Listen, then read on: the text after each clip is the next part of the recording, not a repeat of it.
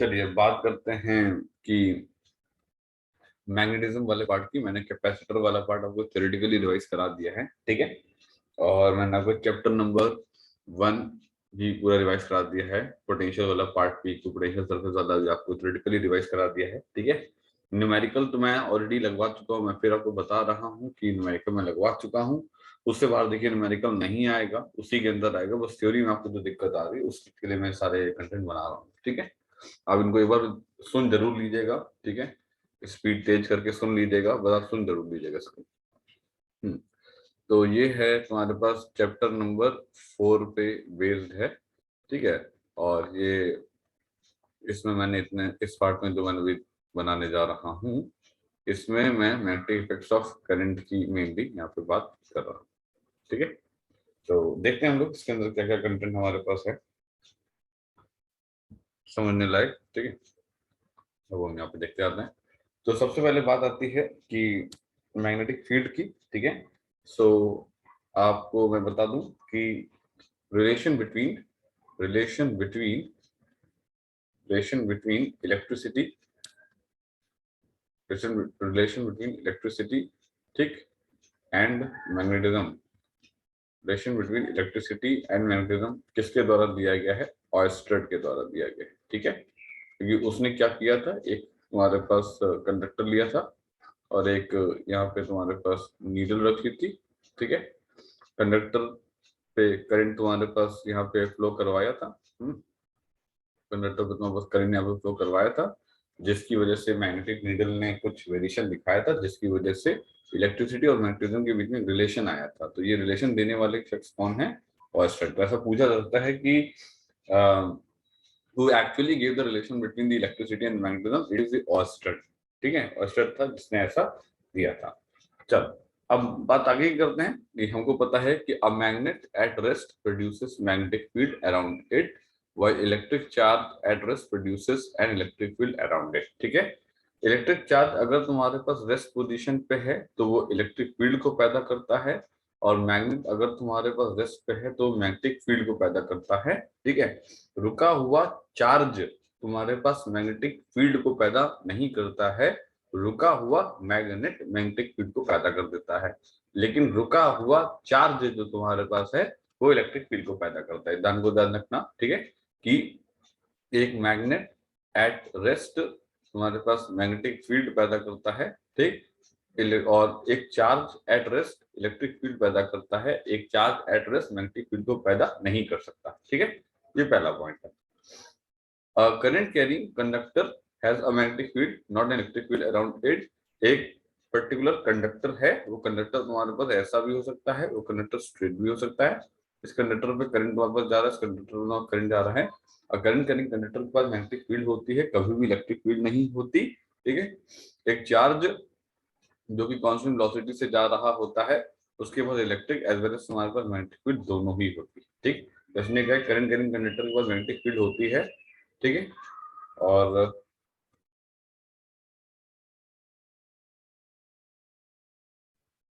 Current carrying conductor के पास magnetic field होती है, इलेक्ट्रिक फील्ड नहीं होती है। On the other hand a charge moving with uniform velocity, एक चार्ज जो वहां पर यूनिफॉर्म वेलोसिटी से वहां पर जा रहा है, उसके पास इलेक्ट्रिक और मैग्नेटिक फील्ड दोनों ही होती है, ठीक। दूसरी बात करें, एक ऑसिलेटिंग और एक accelerated charge particle EM wave बनाता है in addition to electric and magnetic field, ठीक है। तो एसोसिएशन रीजन में दे सकते हैं कि एक ऑसिलेटिंग चार्ज पार्टिकल तुम्हारे पास इलेक्ट्रिक और मैग्नेटिक फील्ड ही बनाता है, नहीं, एक ऑसिलेटिंग चार्ज पार्टिकल तुम्हारे पास ईएम वेव भी बनाता है। ये ऑसिलेटिंग चार्ज पार्टिकल कहाँ पे आता है? ये आता है एलसी ऑसिलेशन में, ठीक है। तो ये बात को ध्यान रखिएगा। नेक्स्ट आता है तुम्हारे पास इसके अंदर बायोट सावर्ट लॉ आता है, ठीक है। बायोट सावर्ट लॉ आप जानते हैं, बायोट सावर्ट लॉ आपने ऑलरेडी पढ़ रखा है, ठीक है। सो बायोट सावर्ट लॉ का क्या एग्जैक्टली कॉन्सेप्ट होता है? तो बायोट सावर्ट लॉ का आप जानते हो कि बायोट सावर्ट लॉ में हम लोगों ने एक तुम्हारे पास लिया था, ये तुम्हारे पास आई तुम्हारे पास डीएल वेक्टर, ठीक है। और ये लिया था तुम्हारे पास यहाँ पे कोई पॉइंट बी लिया था, ये तुम्हारे पास आर वेक्टर लिया था, और ये तुम्हारे पास एंगल तुम्हारे पास थीटा, ठीक है। So dv is equals to mu not upon तुम्हारे पास कितना 4 pi I dl sine theta upon तुम्हारे पास कितना अपॉन तुम्हारे पास आर स्क्वायर, ठीक। आप यहाँ पे आर मल्टीप्लाई करो, ठीक है, और आप r डिवाइड करो तो this will become mu not upon 4 पाई, ठीक है, आई dl वेक्टर, ठीक है, तुम्हारे पास ये r वेक्टर अपॉन तुम्हारे पास r क्यूब, ठीक है। तो this is the vector form. Vector form इस बार काफी ज्यादा पूछा जा सकता है, तो आप ध्यान रखिएगा ये वेक्टर फॉर्म यहाँ पे है, ठीक। नेक्स्ट आता है आपका यूनिफॉर्म फील्ड के बारे में। तो आप यूनिफॉर्म फील्ड के बारे में जानते हो कि ये यूनिफॉर्म फील्ड, आपने इलेक्ट्रिक फील्ड देखा ही है, both magnitude and direction are constant. यहाँ पे क्या हुआ, ये तुम्हारे पास मैग्नीट्यूड फील्ड में क्या हुआ, मैग्नीट्यूड तुम्हारे पास यहाँ पे कांस्टेंट नहीं है, इसमें क्या है, मैग्नीट्यूड कांस्टेंट है, इक्वल तुम्हारे पास स्पेसिंग है, इक्वल तुम्हारे पास स्पेसिंग है, इक्वल स्पेसिंग है, पर डायरेक्शन कांस्टेंट नहीं है। यहाँ पे क्या है, मैग्नीट्यूड और डायरेक्शन दोनों ही कांस्टेंट नहीं है। तो नॉन यूनिफॉर्म मैग्नेटिक फील्ड होने के लिए क्या चाहिए, या तो मैग्नीट्यूड कांस्टेंट हो, या तो डायरेक्शन कांस्टेंट ना हो, या तो डायरेक्शन कांस्टेंट हो, या तो मैग्नीट्यूड कांस्टेंट ना हो, या तो दोनों ही कांस्टेंट ना हो। अगर दोनों ही कांस्टेंट हो गए तो यूनिफॉर्म फील्ड बन जाएगी है, ठीक है।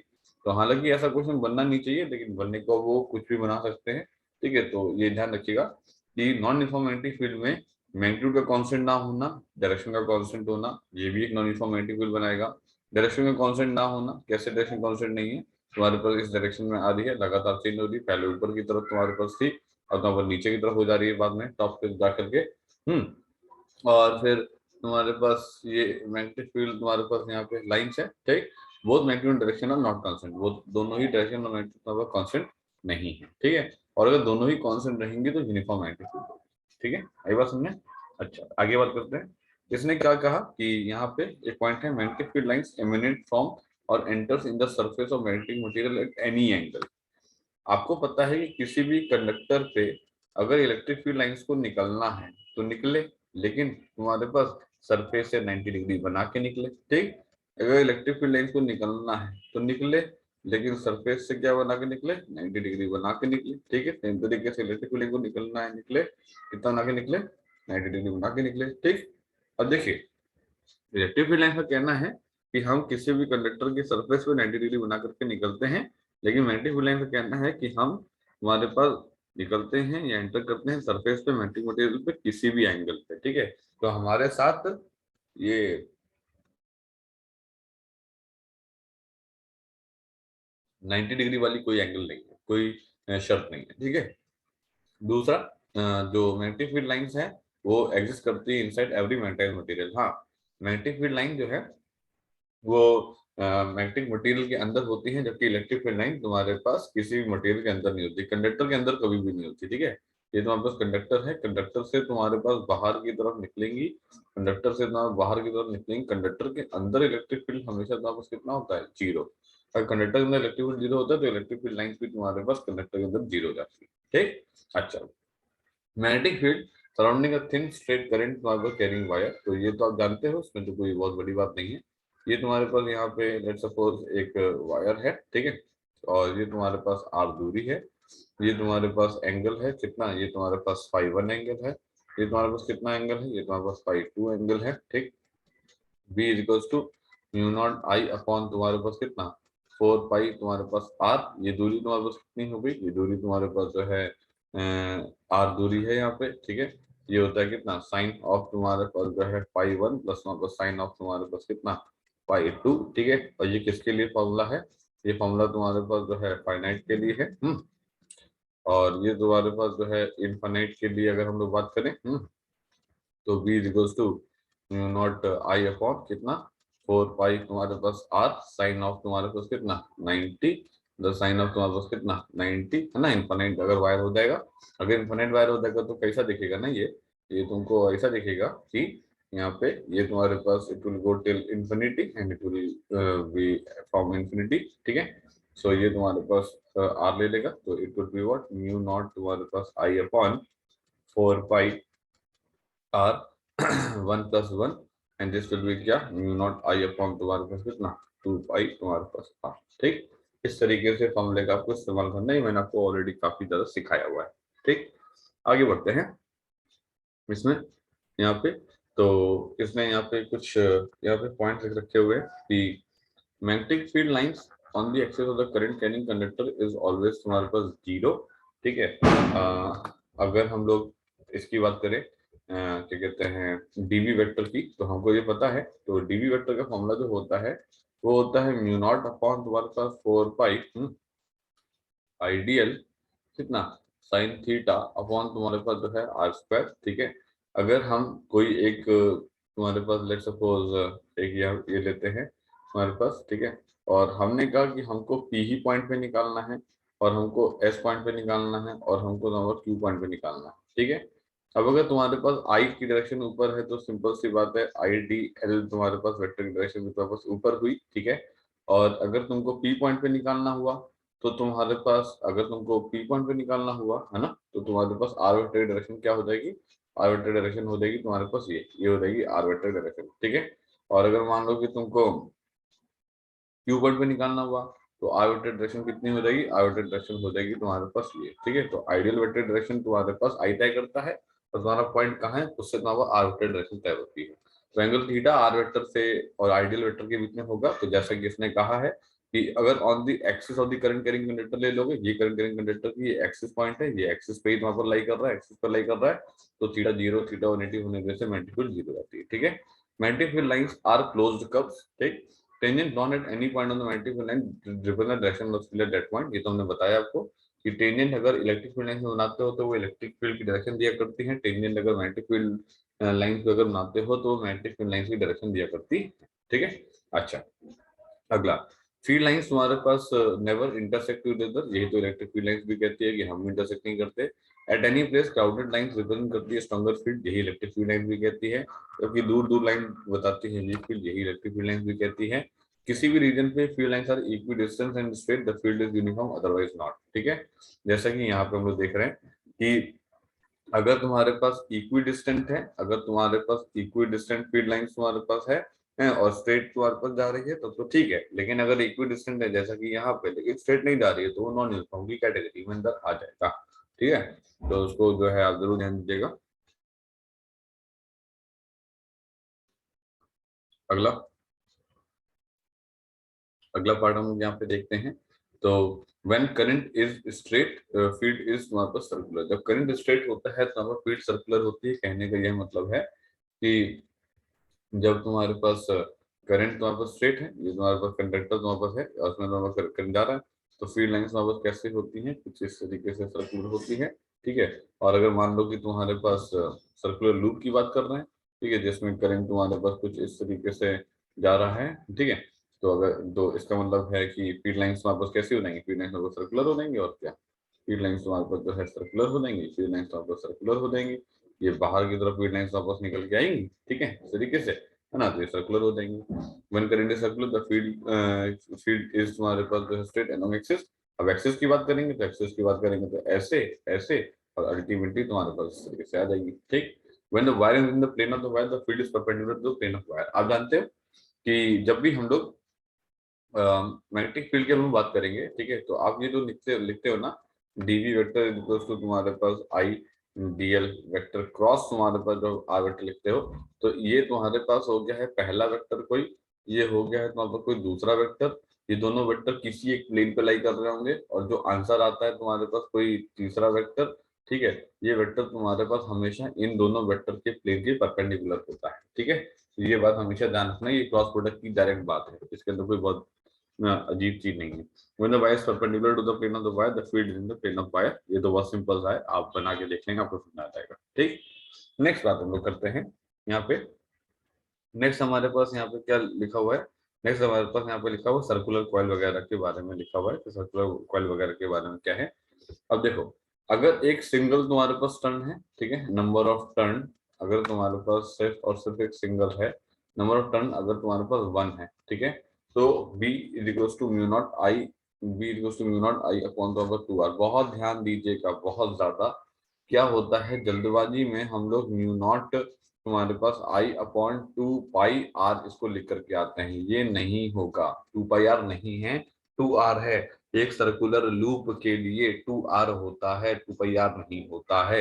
एक सर्कुलर कॉइल के लिए ना नंबर ऑफ टर्न्स 1 से ज्यादा होती है, B not equals to mu not N I upon 2r होता है, जहाँ पे n नंबर ऑफ टर्न्स तक कॉइल हुआ करता, ठीक है। आई बात समझ आ गया।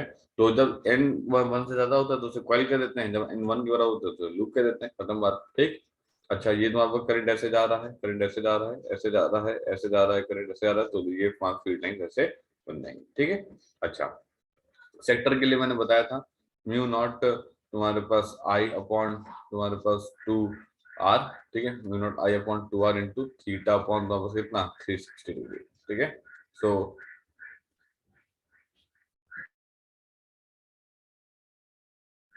We can write it as mu not I upon theta, 360 भी 2 पाई होता है तो इसे क्या कहते हैं, इसे तुम्हारे पास कह सकते हैं 4 पाई तुम्हारे पास r, ठीक है। ये एक फॉर्मूला है, मान लो अगर कभी आपने इसको ऐसे ना देखा हो तो आप देख लीजिए, v equals to not I upon 4 pi r कैसे लिखते हैं, ऐसे लिखते हैं। ये ओरिजिनल फॉर्मूला होता है जो हमने आपको सिखाया है, आप उसको ऐसे कन्वर्ट कर सकते हो, ठीक है। इस तरीके से भी आपको जो है बड़े आराम से आप कन्वर्ट कर सकते हैं। अच्छा, नेक्स्ट हम लोग देखते हैं, जैसे मान लो इस फॉर्मूले को इन्होंने और थोड़ा सा इन्होंने कन्वर्ट करने की कोशिश करी है। इन्होंने क्या करा है, इन्होंने कहा कि हम, अगर आप ध्यान से देखें तो म्यू नॉट आई अपॉन तुम्हारे पास जो है 2r, ठीक है, और ये थीटा अपॉन तुम्हारे पास जो है 2 पाई है, ठीक है। अगर हम देखें इसको तो हम यहाँ पे लिख सकते हैं b इज इक्वल्स टू तुम्हारे पास b तुम्हारे पास at the centre into theta upon तुम्हारे पास कितना, अपॉन तुम्हारे पास 2 पाई, ठीक है। तो हो सकता है कभी कभी डायरेक्ट एक एक्सप्रेशन ऐसे लिख देते हैं, अब बच्चे ने नहीं देखा होता तो उसे लगा होता है कि नई चीज आ गई है, एक्चुअली में कोई नई चीज नहीं है, वो बस जुगाड़ वाला हिसाब किताब है, इधर लाए और आगे पीछे करके ये फॉर्मूला लिख दिया, ठीक है, कुछ ऐसा यहाँ पे रहता है। अगला, magnetic field at the axial point of the circular current carrying coil, ठीक है, और magnetic field at the axial point P, मतलब ये पॉइंट P पे है तो आपको पता ही है V equals to mu not I तुम्हारे पास r स्क्वायर 2 टाइम्स ऑफ तुम्हारे पास x स्क्वायर प्लस तुम्हारे पास r स्क्वायर की पावर कितना 3/2। मुझे लगता है कि इस पर्टिकुलर फॉर्मूले में एक डायरेक्ट सिंपल न्यूमेरिकल इधर पूछा जाना चाहिए, है ना, डायरेक्ट सिंपल न्यूमेरिकल वर्क जो है पूछा जाना चाहिए, ठीक है। फिर अब इसमें तो ज्यादा कुछ बताने वाला नहीं, मैं ऑलरेडी आपको बहुत कुछ बता चुका हूँ। ये सब कर्व है, ठीक है, ये तुम्हारे पास जो है इसका कर्व है, ये सेंटर पॉइंट पे तो मैक्सिमम मिलता है, उसके बाद तुम्हारे पास ये गिरता है और उसके बाद तुम्हारे पास इधर से भी ये यहाँ पे गिरता है, ठीक है। और ये पॉइंट ऑफ इन्फ्लेक्शन वगैरह इतनी जरूरत नहीं, बट फिर भी देख लो पी और क्यू पॉइंट्स क्या हैं, इन्हीं को पॉइंट्स ऑफ इन्फ्लेक्शन बोलते हैं, इन्हीं को ऐसा पॉइंट बोलते हैं जिसे कर्वेचर चेंज हो रहा है। क्यों ऐसा बोला, क्योंकि बी से लेकर के क्यू तक कर्व ऐसे है, फिर क्यू के बाद नॉर्मल कर्व ऐसे है, ठीक है। तो बी के से लेकर क्यू तक जो है ना कर्व तुम्हारे पास इस तरीके से होता है, ये इस तरीके से कर्व होता है, और क्यू के बाद तुम्हारे पास कर्व जो है वो तुम्हारे पास ऐसे हो जाता है, इस तरीके से हो जाता है, ठीक है। तो इसे पॉइंट ऑफ इन्फ्लेक्शन बोला जाता है। तो हो सकता है ये तुमको कर्व देते, ठीक है, और तुमसे ये पूछ दे कि P and Q are also called as, ठीक है, तो आपको 4 ऑप्शन दे जिसमें पहला लिखे पॉइंट ऑफ इन्फ्लेक्शन, दूसरा लिखे पॉइंट ऑफ कर्वेचर चेंज, तीसरा लिखे पॉइंट ऑफ जीरो कर्वेचर, चौथा लिखे ऑल ऑफ दीज, ठीक है। अब अगर तुमको मान लो पता ही नहीं होगा, ठीक है, कि भाई ये क्या है, तब तो फिर गेम ही खत्म हो गया सवाल का, ठीक, तब तो कुछ नहीं करना है, तो तुमको बस एक ही काम करना है, छोड़ देना सवाल को, और क्या करेंगे, ठीक है। यदि तुमको पता है, ठीक है, और अगर तुमने कोई एक नाम चूज किया है, सुना है, तो तुम उसको मार्क करके आ जाओगे तो भी क्वेश्चन गलत हो गया।